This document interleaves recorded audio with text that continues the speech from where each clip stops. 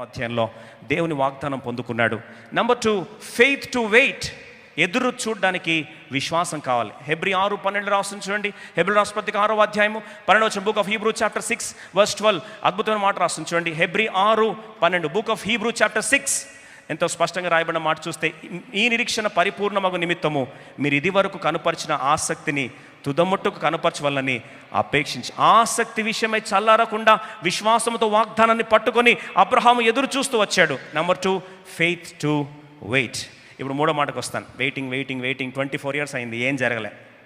వాగ్దానం పొందుకున్నాడు 75 సంవత్సరంలో. 99 దాకా అబ్రహాంలో ఏ మార్పు రాలే. ఇప్పుడు అడుగుతున్నాను, అలాగే రాలేదు కాబట్టి ఎదురు చూస్తూ ఉండిపోతా అంటే కుదరదు. వాగ్దానం నెరవేరాలి, బ్రేక్ త్రూ రావాలి. ఎంతమందికి ఆశ ఉంది? దేవుడు ఈ సంవత్సరం దయచేయను గాక. ఆదికాండం 17కి వస్తాం. Third stage, beautiful stage, third stage. ఫెయిత్లో 3వ స్థాయికి రావాలి.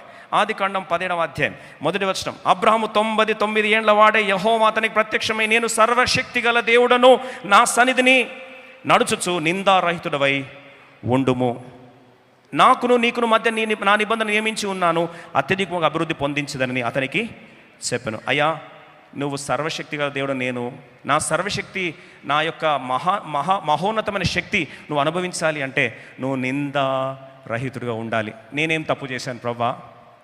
నేనేం తప్పు చేశాను అంటే ప్రభు అన్నాడు, వెరీ సింపుల్, నువ్వు చూసే కోణం మారాలి అన్నాడు, విజన్ మారాలి అన్నాడు. ఎలా మారుతుంది ప్రభు అంటే, ఫస్ట్ నేను పేరు మారుస్తున్నా అన్నాడు. రండి ఆదికాండం 17వ అధ్యాయం అందరం కలిసి 4 వచనం చదువుదాం. 3-4 వచనాలు చదువుతాం. దాన్ని ఎక్స్ప్లెయిన్ చేస్తున్నాడు దేవుడు. అబ్రహాము సాగిలపడి ఉండగా దేవుడు అతనితో మాట్లాడి, ఇదిగో నేను నియమించిన నా నిబంధన నీతో చేసి ఉన్నాను, నీవు అనేక జనములకు తండ్రివి అగుదు, మరియు ఇక మీదట నీ పేరు అబ్రాము అనబడదు, నిన్ను అనేక జనములకు తండ్రివిగా నియమించింది కనుక నీ పేరు అబ్రహాము అనబడదు. దయచేస్తున్నాడు.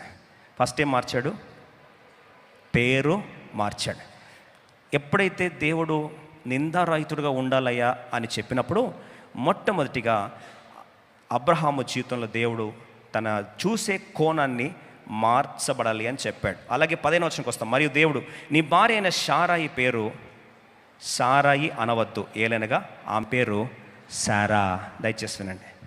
సారాయి సారాగా మార్చాడు, అబ్రామును అబ్రహాముగా మార్చాడు. దయచేస్తానండి.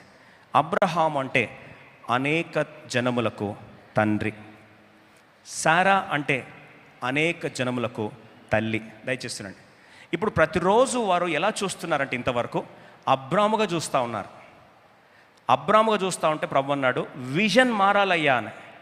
ఎలా మార్చుకోవాలి ప్రభు అంటే, నేను నిన్ను ఏ వాగ్దానం ఇచ్చేట పిలిచానో ఆ పిలిచిన వాగ్దానం ప్రకారము నీ పేరు మారాలి అన్న. అంటే ఏంటి ప్రభు అని? నేను పిలిచింది ఏంటంటే, బహుజనులకు నేను ఏం చేశాను? తండ్రిగా పిలిచాను. కాబట్టి ఈరోజు నుంచి నేను ఏమని పిలవాలి?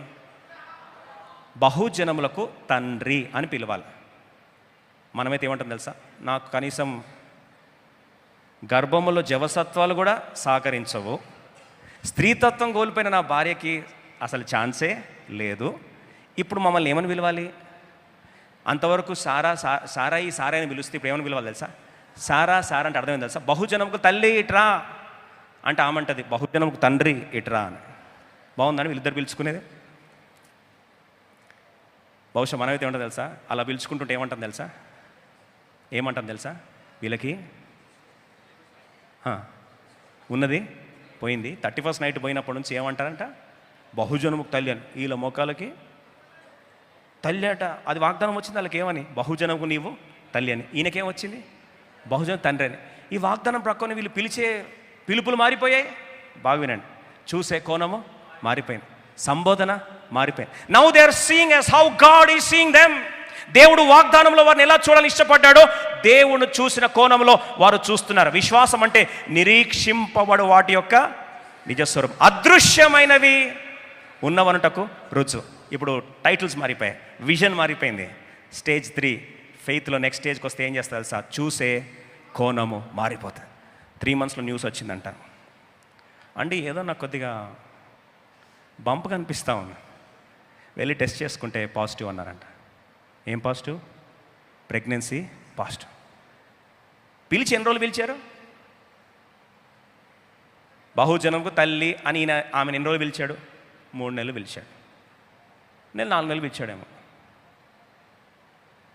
ఇప్పుడు 12 సంవత్సరాల్లో నెక్స్ట్ ఇయర్ కల్లా 99 సంవత్సరంలో వాగ్దానంలో టైటిల్స్ మారాయి, విజన్ మారింది, గుర్తింపు మారింది. దేవుడు చూసే కోణంలో వీళ్ళు పిలవడం ఆరంభిస్తే కరెక్ట్ 1 ఇయర్ కల్లా వాళ్ళ చేతిలో ఎవరున్నారు? ఇస్సాకు చిరునవ్వు ఉన్నారు. Yes or no? ఒకప్పుడు ఏ ఎగతాళి అయితే జరిగిందో ఎగతాళి సంవత్సరంలో చిరునవ్వుగా దేవుడు మార్చునుగాక. మరి సంవత్సరంలో మారాలి అంటే వీళ్ళు ఎన్ని నెలలు పిలుచుకున్నారు? అట్లా 3 మంత్సే కదా, ఎందుకంటే ప్రెగ్నెన్సీకి కనీసం 9 మంత్స్ మోయాలి కదా. కరెక్ట్ 1 ఇయర్లో కొడుకు పుట్టాడంటే వీళ్ళు ఎన్ని నెలలు పిలుచుకున్నారు? 3 నెలలే. వాళ్ళ విజన్ మారిన 3 నెలల్లో 24 సంవత్సరాలు కదలని దేవుని కార్యము దేవుడు కదిలించాడు. ఈరోజు ఆ వాగ్దానం నెరవేర్చునుగాక. 24 ఇయర్స్ చేత కాలేదు, 24 ఇయర్స్ ఎదురు చూశారు. నాకు తెలియదు ఎన్ని సంవత్సరాలు ఎదురు చూస్తున్నారు ఇక్కడ కొంతమందికి ఫీలింగ్ ఏమొస్తుందంటే, ఏంటండి ప్రతి ఇయర్ వాగ్దానం తీసుకుపోతున్నా, పేపర్ మళ్ళీ తీసుకొచ్చి పెడుతున్నా, ఏమి బ్రేక్ త్రూ లేదు, నెరవేర్పు లేదు, మేనిఫెస్టేషన్ లేదు అని బహుశా ఈరోజు బాధపడితే ఈ సత్యం దేవుని కనువిప్పు కలిగించునుగాక. See as how God sees you. వాగ్దానం ఎందుకు ఇస్తాడు తెలుసా? దేవుడు నిన్ను ఏ కోణంలో చూస్తున్నాడో ఆయన చూసే కోణంలో నువ్వు చూచుదువుగాక. ఇర్మియా వచ్చి అంటాడు, ప్రభా నేను బాలున్నయ్యా. బాలుడైతే ఎలా ప్రవర్తిస్తాడు? బాలుడైతే పిల్లోడు ఎలా ప్రవర్తిస్తాడు? పిల్లగానే ప్రవర్తిస్తాడు. మన భాషలు చెప్పాలా? పోరగాడు ఎట్లా ప్రవర్తిస్తాడు? పోరగాళ్ళనే ప్రవర్తిస్తాడు. ప్రభా నన్ను పోరగాడు అనొద్దు అన్నాడు. నేను పోరగానే కదా ప్రభా. అదే ఆ పోరగాడు అనొద్దు అన్నాడు. మరి ఏమనాలి? జనములకు ప్రవక్తగానే నిన్ను నియమించా. అవునా? ఇప్పుడు అందరూ వచ్చి ఏమనాలి? ఈయన తనని ఎలా చూసుకోవాలి? జనములకు ప్రవక్త. ప్రభా సౌండింగ్ బాగుంది కానీ సింక్ అయితే లేదు ప్రభా. చూసే కోణం మారాలి. దర్శనము చూసినట్లుగా దర్శనం ప్రకారం చూడయ్యా ఇర్మియా, నువ్వు బాలుడు అనొద్దు ఇంకోసారి. Yes your honour. ఆ రోజు నుంచి ప్రవక్తగా దేవుడు చూసినట్లుగా చూడడం ఆరంభించాడు. నోరు తెరిచాడు. చెప్పిన ప్రతి నోటిలోని మాట దేవుడు చరిత్ర ప్రస్థానంలో ఒక్క మాట రాలకుండా దేవుడు నెరవేర్చాడు. ఈ సంవత్సరం నెరవేర్పు సంవత్సరంగా దేవుడు మార్చునుగాక. Let your vision change. వాగ్దానం ఇచ్చేది దర్శనం మారడానికి. నువ్వు చూసే కోణంలో నువ్వు చూసుకుంటే కృంగుదల వస్తుంది. నువ్వు చూసే కోణంలో చూసుకుంటే ఎప్పటికీ నెరవేరదు వాగ్దానం. దేవుడు నేను చూసే కోణంలో ఈరోజు చూసే కృప దేవుడు నీకు దయచేయునుగాక. స్టేజ్ 4 దర్శనము మారింది.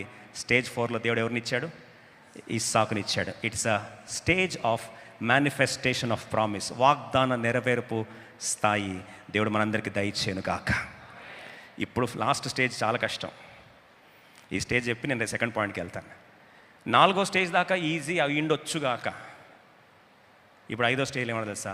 నీవు ఒక్కగానొక్క ఈ కుమారుని ఇస్సాకుని నువ్వు నాకు బలి అర్పించాలి.